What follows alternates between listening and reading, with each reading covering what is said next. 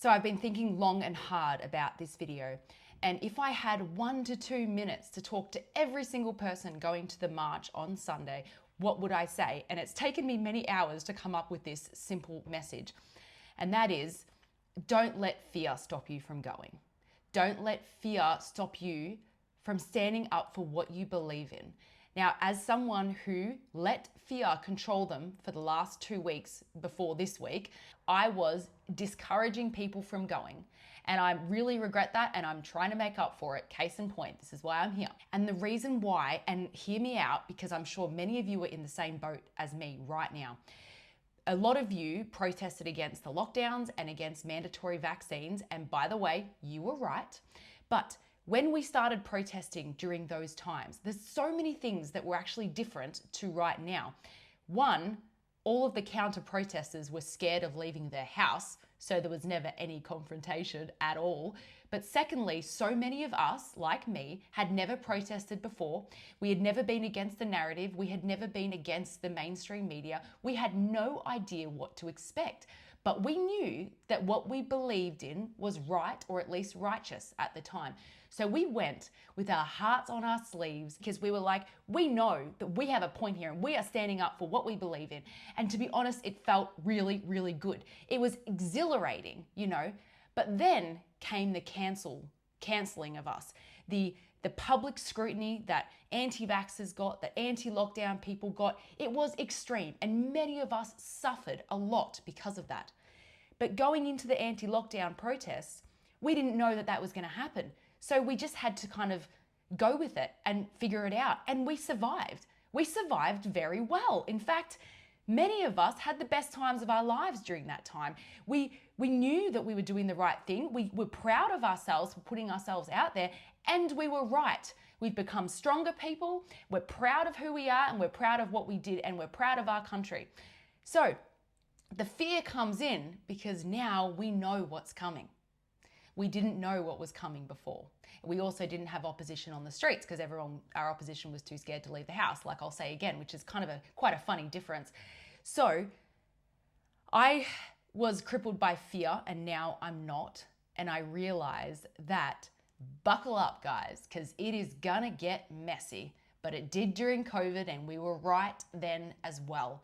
We are correct in saying that immigration needs more checks and balances, that there needs to be a lot more stipulations around immigrants, like speaking English, like, involving themselves in our community and things like that, not being on Centrelink for too long. These things are not absurd, okay? It's a very valid thing for you to be concerned about. You are right. So when you go on Sunday, just remember, you are going for the right reasons, and that fear didn't stop you during COVID because you didn't know what was going to happen. So don't let it stop you now, because you will become a stronger person for standing up in this movement, in this protest as well. It's just that we have seen the writing all over the wall, okay? Now, mainstream media, police, government, we aren't stupid anymore. We know what you're doing, and everyone can see that you treat the extremists in the left Free Palestine movement very differently than you treat the extremists in the right movement, or whatever you call it. We also see that you don't condemn the burning of the Australian flag, and that terrorist recruiters at the Free Palestine protests don't get charged. Why? We see you. And the more that this plays out, the more that the average Australian is going to see the difference in how they treat them and how they treat us.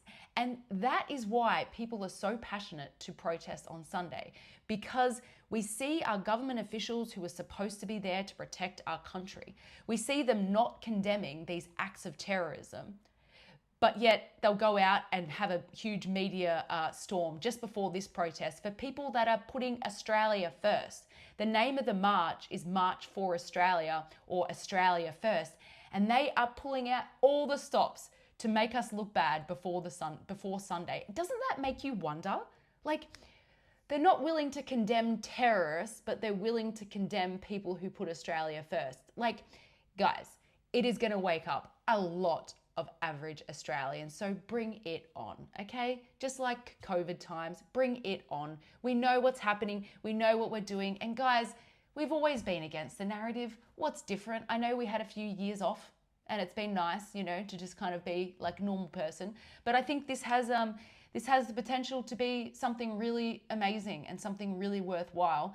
And I think that we all have the right to be afraid about the future of our country, because we see what's happening in other countries that have had mass immigration for a few more years than us, and we don't want to become like the UK. There is safety in numbers, so the more of us that are there, the less likely bad things are going to happen. And just remember, you are only responsible for what you do and for what you say. This event has become nothing to do with the organisers, to be honest. They've said some really stupid things online that I really disagree with, and unfortunately they've given the media a home run to basically slander everyone because of what they've said. But just keep in mind that the organisers of the Free Palestine events don't get slandered when someone burns the Australian flag at their event, or when someone recruits terrorists at their event, or when someone writes "abolish Australia" on the pavement. The organisers don't get attacked in the mainstream media, no, but people like us. We are constantly having to confront our associations and justify why we're here, why we're there.